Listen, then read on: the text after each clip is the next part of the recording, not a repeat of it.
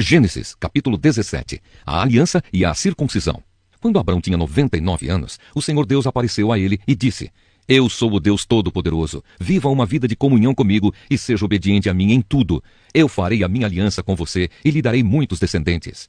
Então Abrão se ajoelhou, encostou o rosto no chão e Deus lhe disse: Eu faço com você esta aliança. Prometo que você será o pai de muitas nações. Daqui em diante, o seu nome será Abraão e não Abrão, pois eu vou fazer com que você seja pai de muitas nações. Farei com que os seus descendentes sejam muito numerosos, e alguns deles serão reis. A aliança que estou fazendo para sempre com você e com os seus descendentes é a seguinte: eu serei para sempre o Deus de você e o Deus dos seus descendentes. Darei a você e a eles a terra onde você está morando como estrangeiro. Toda a terra de Canaã será para sempre dos seus descendentes, e eu serei o Deus deles. Deus continuou: Você, Abraão, será fiel à minha aliança, você e os seus descendentes para sempre.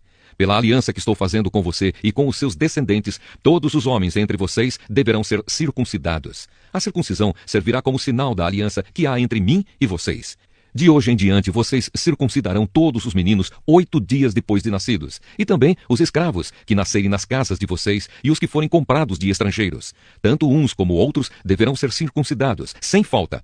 Esse será um sinal que vai ficar no seu corpo para mostrar que a minha aliança com vocês é para sempre. Quem não for circuncidado não poderá morar no meio de vocês, pois não respeitou a minha aliança. Depois, Deus disse a Abraão: De hoje em diante, não chame mais a sua mulher de Sarai, mas de Sara. Eu a abençoarei e darei a você um filho que nascerá dela. Sim, eu a abençoarei, e ela será mãe de nações, e haverá reis entre os seus descendentes.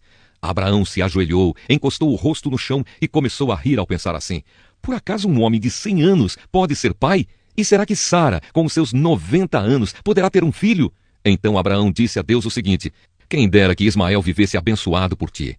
Mas Deus respondeu: O que eu disse foi que Sara, a sua mulher, lhe dará um filho, e você o chamará de Isaque. Eu manterei a minha aliança com ele e com os seus descendentes para sempre. Também ouvi o seu pedido a respeito de Ismael, e eu o abençoarei e lhe darei muitos filhos e muitos descendentes. Ele será pai de 12 príncipes, e eu farei com que os descendentes dele sejam uma grande nação. Mas a minha aliança eu manterei com Isaque, o seu filho, que Sara dará à luz nesta mesma época, no ano que vem. Quando acabou de falar com Abraão, Deus subiu e o deixou. Naquele mesmo dia, Abraão fez como Deus havia mandado. Ele circuncidou o seu filho Ismael e todos os outros homens da sua casa, incluindo os escravos nascidos na sua casa e os que tinham sido comprados de estrangeiros. Abraão tinha 99 anos quando foi circuncidado, e o seu filho Ismael tinha 13. Os dois foram circuncidados no mesmo dia, e foram circuncidados também todos os escravos de Abraão, tanto os nascidos na sua casa como os que tinham sido comprados de estrangeiros. O Evangelho de Mateus, capítulo 16. O pedido de um milagre. Alguns fariseus e alguns saduceus foram falar com Jesus. Eles queriam alguma prova contra ele e por isso pediram que ele fizesse um milagre para mostrar que o seu poder vinha mesmo de Deus. Mas Jesus respondeu: De tardinha vocês dizem: Vamos ter bom tempo porque o céu está vermelho. E de manhã cedo dizem: Vai chover porque o céu está vermelho escuro. Olhando o céu, vocês sabem como vai ser o tempo. E como é que não sabem explicar o que querem dizer os sinais desta época? Como o povo de hoje é mau e sem fé. Vocês estão me pedindo um milagre, mas o milagre de Jonas é o único sinal que lhe será dado. Então ele saiu e foi embora. O fermento dos fariseus e dos saduceus. Quando os discípulos atravessaram para o lado leste do lago, esqueceram de levar pão. Jesus disse: Fiquem alertas e tomem cuidado com o fermento dos fariseus e dos saduceus. Aí os discípulos começaram a dizer uns aos outros: Ele está dizendo isso porque não trouxemos pão. Jesus ouviu o que eles estavam dizendo e perguntou: Por que é que vocês estão conversando por não terem pão? Como é pequena a fé que vocês têm, ainda não entenderam? Não lembram dos 5 pães que eu parti para 5.000 homens? Quantos cestos vocês encheram? E aqueles 7 pães para 4.000 homens? Quantos cestos vocês encheram? Vocês não entendem que eu não estou falando a respeito de pães?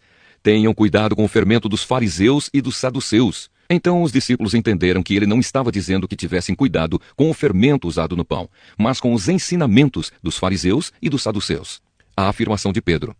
Jesus foi para a região que fica perto da cidade de Cesareia de Filipe. Ali perguntou aos discípulos: Quem o povo diz que o Filho do Homem é? Eles responderam: Alguns dizem que o Senhor é João Batista, outros que é Elias, e outros que é Jeremias, ou algum outro profeta. E vocês? Quem vocês dizem que eu sou? Perguntou Jesus. Simão Pedro respondeu: O Senhor é o Messias, o Filho do Deus vivo. Jesus afirmou: Simão, filho de João, você é feliz porque esta verdade não foi revelada a você por nenhum ser humano, mas veio diretamente do meu Pai que está no céu. Portanto, eu lhe digo, você é Pedro, e sobre esta pedra construirei a minha igreja, e nem a morte poderá vencê-la. Eu lhe darei as chaves do reino do céu. O que você proibir na terra será proibido no céu, e o que permitir na terra será permitido no céu. Então Jesus ordenou que os discípulos não contassem a ninguém que ele era o Messias. Jesus fala da sua morte e da sua ressurreição. Daí em diante, Jesus começou a dizer claramente aos discípulos: eu preciso ir para Jerusalém, e ali os líderes judeus, os chefes dos sacerdotes e os mestres da lei farão com que eu sofra muito. Eu serei morto, e no terceiro dia serei ressuscitado. Então Pedro o levou para um lado e começou a repreendê-lo, dizendo: que Deus não permita! Isso nunca vai acontecer com o Senhor. Jesus virou-se e disse a Pedro: saia da minha frente, Satanás. Você é como uma pedra no meu caminho para fazer com que eu tropece, pois está pensando como um ser humano pensa e não como Deus pensa. E Jesus disse aos discípulos: se alguém quer ser meu seguidor, esqueça os seus próprios interesses. Esteja pronto para morrer como eu vou morrer e me acompanhe. Pois quem põe os seus próprios interesses em primeiro lugar nunca terá a vida verdadeira. Mas quem esquece a si mesmo por minha causa terá a vida verdadeira. O que adianta alguém ganhar o mundo inteiro, mas perder a vida verdadeira? Pois não há nada que poderá pagar para ter de volta essa vida. Pois o Filho do Homem virá na glória do seu Pai com os seus anjos, e então recompensará cada um de acordo com o que fez. Eu afirmo a vocês que isto é verdade. Estão aqui algumas pessoas que não morrerão antes de verem o Filho do Homem vir como rei. Neemias, capítulo 6. Planos contra Neemias. Sambalate, Tobias, Gesem e o resto dos nossos inimigos souberam que nós havíamos terminado de reconstruir a muralha e que não havia mais brechas nela, embora ainda não tivéssemos colocado os portões nos seus lugares. Então Sambalate e Gesem me mandaram um recado. Eles queriam que eu fosse me encontrar com eles num dos povoados do vale de Ono, mas a intenção deles era me fazer algum mal. Aí eu mandei mensageiros a eles com o seguinte recado: eu estou fazendo um trabalho importante e não posso descer até aí. Eu não vou deixar este trabalho só para ir falar com vocês. Eles me mandaram o mesmo recado 4 vezes e eu mandei sempre a mesma resposta. Então Sambalate me mandou o 5º recado, e este veio por escrito. Era uma carta e foi trazida por um dos empregados de Sambalate. A carta, que estava aberta, dizia: Gesem me disse que entre os povos vizinhos está correndo um boato. Dizem que você e os judeus pretendem fazer uma revolução e que é por isso que estão reconstruindo a muralha. Ele disse também que o seu plano é se tornar o rei deles e que você já arranjou alguns profetas para dizerem em Jerusalém que você é o rei de Judá. O rei Artaxerxes certamente vai saber disso, e por isso proponho que nós dois nos encontremos para conversar a respeito dessa situação. Eu mandei a seguinte resposta: nada do que você está dizendo é verdade. Foi você quem inventou tudo isso. O que eles queriam era nos meter medo para não continuarmos o trabalho. Agora, ó Deus, aumenta as minhas forças.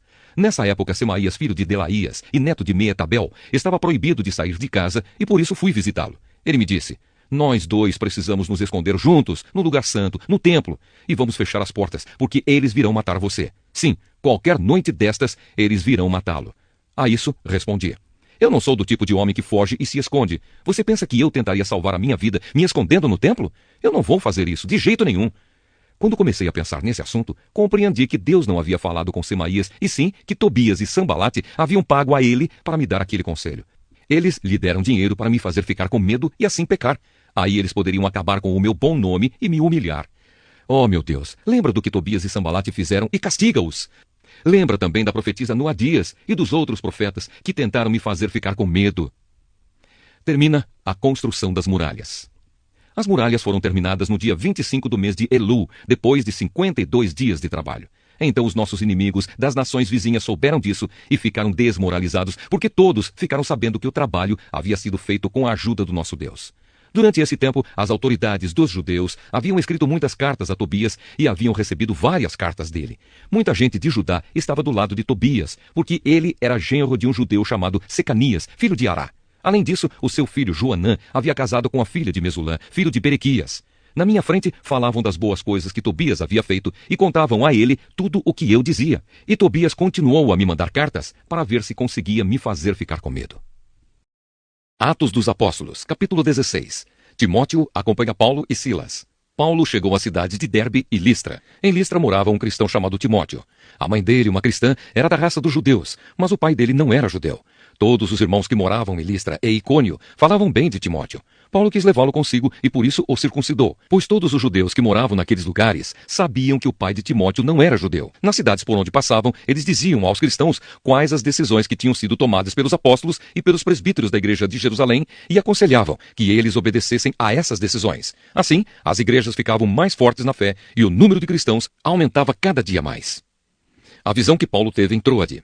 Como o Espírito Santo não deixou que anunciassem a palavra na província da Ásia, eles atravessaram a região da Frígia Galácia. Quando chegaram perto do distrito da Mísia, tentaram ir para a província da Bitínia, mas o Espírito de Jesus não deixou. Então atravessaram a Mísia e chegaram à cidade de Troade. Naquela noite Paulo teve uma visão. Ele viu um homem da província da Macedônia que estava de pé e lhe pedia: venha para a Macedônia e nos ajude. Logo depois dessa visão, nós resolvemos partir logo para a Macedônia, pois estávamos certos de que Deus nos havia chamado para anunciar o evangelho ao povo dali. Em Filipos, a conversão de Lídia. Nós embarcamos em Troade e fomos diretamente para a ilha de Samotrácia. No dia seguinte, chegamos ao porto de Neápolis. Dali, fomos a Filipos, que é uma cidade do primeiro distrito da província da Macedônia, e também colônia romana, onde ficamos vários dias. No sábado, saímos da cidade e fomos para a beira do rio, pois pensávamos que ali devia haver um lugar de oração para os judeus. Sentamos e começamos a conversar com as mulheres que estavam reunidas lá. Uma daquelas mulheres que estavam nos ouvindo era Lídia, uma vendedora de púrpura da cidade de Tiatira. Ela adorava a Deus e o Senhor abriu a mente dela para que compreendesse o que Paulo dizia. Ela e as pessoas da sua casa foram batizadas. Depois, Lídia nos convidou dizendo: venham ficar na minha casa, se é que vocês acham que, de fato, eu creio no Senhor. Assim, ela nos convenceu a ficar na casa dela. Na cadeia de Filipos. Certo dia, quando estávamos indo para o lugar de oração, veio ao nosso encontro uma escrava.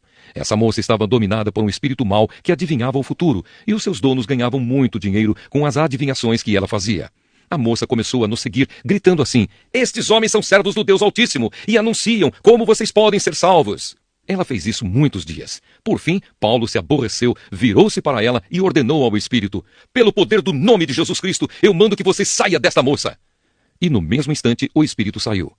Quando os donos da moça viram que não iam poder mais ganhar dinheiro com as adivinhações dela, agarraram Paulo e Silas e os arrastaram até a praça pública diante das autoridades. Eles os apresentaram a essas autoridades romanas e disseram: estes homens são judeus e estão provocando desordem na nossa cidade. Estão ensinando costumes que são contra a nossa lei. Nós que somos romanos não podemos aceitar esses costumes. Aí uma multidão se ajuntou para atacar Paulo e Silas. As autoridades mandaram que tirassem as roupas deles e os surrassem com varas.